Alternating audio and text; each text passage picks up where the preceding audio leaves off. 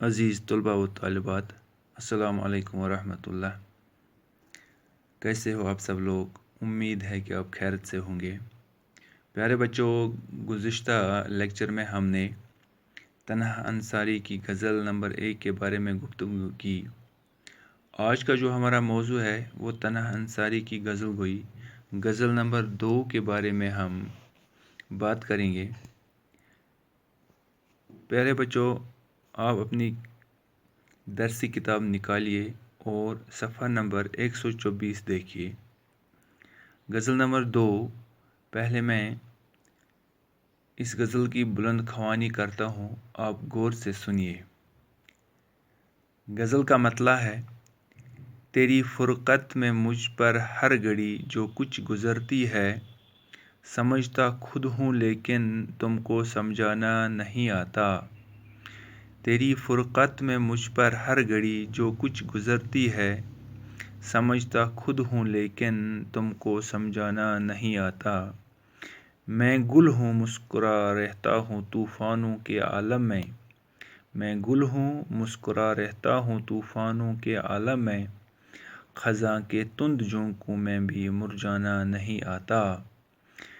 میں گل ہوں مسکرا رہتا ہوں طوفانوں کے عالم میں، خزاں کے تند جھونکوں میں بھی مرجانا نہیں آتا۔ شکستہ ناؤ اپنی اور موجوں کا تلاطم ہے، ہو کچھ بھی ساتھیو مجھ کو تو گھبرانا نہیں آتا۔ شکستہ ناؤ اپنی اور موجوں کا تلاطم ہے، ہو کچھ بھی ساتھیو مجھ کو تو گھبرانا نہیں آتا۔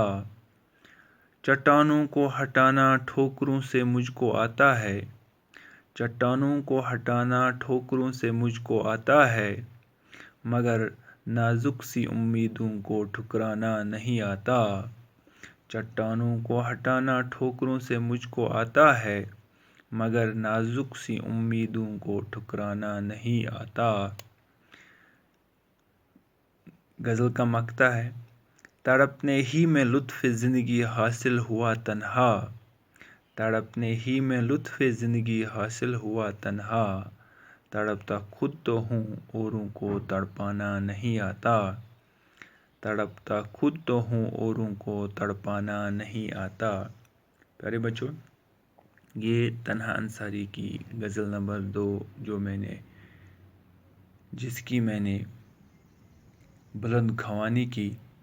اب اس غزل کو سمجھنے کی کوشش کریں گے کہ تنہا انصاری اس غزل میں کیا فرمانا چاہتے ہیں یا ہم سے کیا کہنا چاہتے ہیں۔ پیارے بچوں، غزل کا جو مطلب ہے: تیری فرقت میں مجھ پر ہر گھڑی جو کچھ گزرتی ہے، سمجھتا خود ہوں لیکن تم کو سمجھانا نہیں آتا۔ پیارے بچوں، جیسے کہ آپ کو پتہ ہے، پہلی غزل میں بھی یہ لفظ استعمال ہوا تھا، فرقت۔ تو فرقت کا مطلب ہوتا ہے جدائی، جدائی۔ تیری فرقت میں مجھ پر ہر گھڑی جو کچھ گزرتی ہے، گھڑی کا مطلب ہوتا ہے ہر وقت، گھڑی کا مطلب ہر وقت۔ تیری فرقت میں مجھ پر ہر گھڑی جو کچھ گزرتی ہے، سمجھتا خود ہوں لیکن تم کو سمجھانا نہیں آتا۔ پیارے بچوں، تو اس شعر میں مطلب میں تنہا انصاری فرماتے ہیں، اپنے محبوب سے مخاطب ہو کر فرماتے ہیں کہ اے میرے محبوب، تمہاری جدائی کا ہر لمحہ، ہر وقت میرے لیے درد اور عزت کا باعث ہے۔ یعنی تیری جدائی جو ہے ہر لمحہ جو کچھ مجھ پر گزرتی ہے، جس درد سے میں گزر رہا ہوتا ہوں، اس درد اور عزت سے جو میرا حال ہو جاتا ہے، میں خود تو سمجھ لیتا ہوں، لیکن مجھ میں اتنا زور اظہار نہیں کہ میں تم کو بھی سمجھا سکوں کہ مجھ پر کیا کچھ گزرتی ہے، یعنی جو درد میرے سینے میں ہے یہ میں آپ کو دکھا نہیں سکتا ہوں، آپ اس کو محسوس نہیں کر سکتے ہیں۔ یعنی درد جس انسان کو ہوتا ہے وہی اس درد کو سمجھ سکتا ہے، دوسرا اس کو سمجھ نہیں سکتا ہے۔ تو تیری فرقت میں مجھ پر ہر گھڑی جو کچھ گزرتی ہے، سمجھتا خود ہوں لیکن تم کو سمجھانا نہیں آتا، یعنی تمہاری جدائی میں جو مجھ پر گزرتی ہے، جن حالات سے جس درد سے میرا دل گزرتا ہے، میں تو خود سمجھ سکتا ہوں اس درد کو، لیکن آپ کو میں وہ درد نہیں سمجھا پاتا ہوں، نہیں سمجھا سکتا ہوں، نہ آپ کو میں وہ درد دکھا سکتا ہوں۔ اس طرح پیارے بچوں، غزل کا دوسرا شعر: میں گل ہوں مسکرا رہتا ہوں طوفانوں کے عالم میں، خزاں کے تند جھونکوں میں بھی مرجانا نہیں آتا۔ میں گل ہوں، گل کا مطلب پھول، میں گل ہوں مسکرا رہتا ہوں طوفانوں کے عالم میں، خزاں کے تند کا مطلب بچوں تیز ہوتا ہے، خزاں کے تند جھونکوں میں بھی مرجانا نہیں آتا۔ پیارے بچوں، اس شعر میں تنہا انصاری صاحب فرماتے ہیں کہ میں ایک ایسے پھول کی مانند خوش طبیعت ہوں، یعنی جس طرح پھول ہوتا ہے، اپنے آپ کو پھول سے تشبیہ دیتے ہیں۔ اس شعر میں شاعر فرماتے ہیں کہ میں ایک ایسے پھول کی مانند خوش طبیعت ہوں کہ طوفان کی حالت میں بھی تر و تازہ رہتا ہوں، یعنی طوفان بھی اگر چلے تو بھی میں خوش ہونے کا اظہار کرتا ہوں اور مسکراتا رہتا ہوں، اور جب مجھ پر بڑی بڑی مشکلیں آتی ہیں تو میں پھول کی جیسی خندہ پیشانی سے ان کا مقابلہ کرتا ہوں۔ میں ایسا پھول ہوں جسے موسم خزاں کے وہ تیز ہوا کے جھونکے بھی مرجا نہیں سکتے، یعنی مار نہیں سکتے۔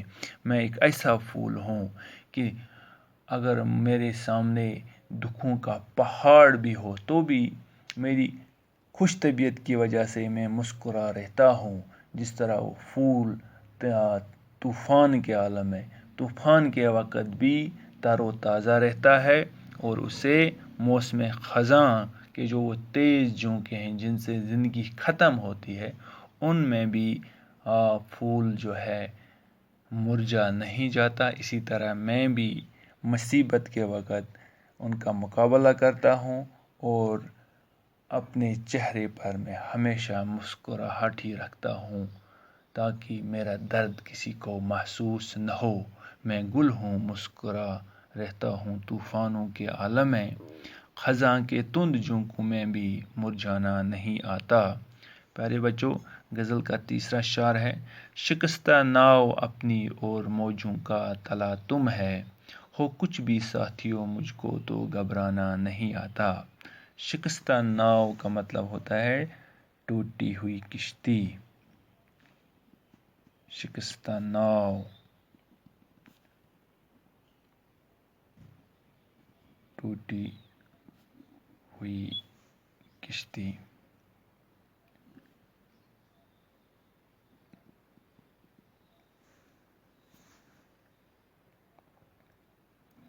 موج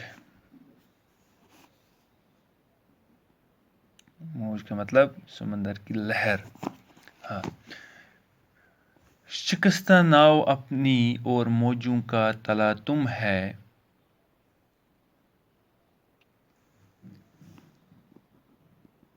تلا تم کا مطلب طوفان۔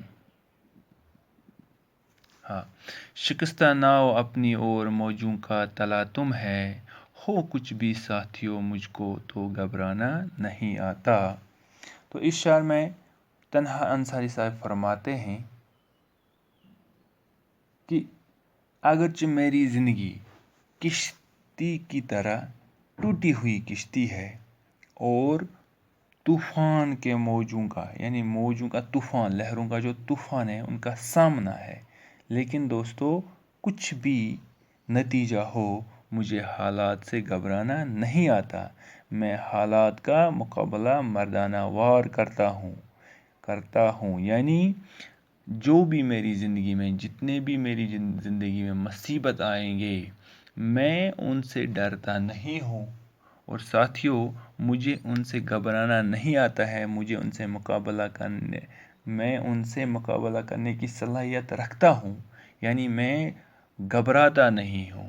میں ان طوفانوں سے ان دکھوں کے سمندروں سے گھبراتا نہیں ہوں اور میں ان کا مقابلہ مردانہ وار کرتا ہوں.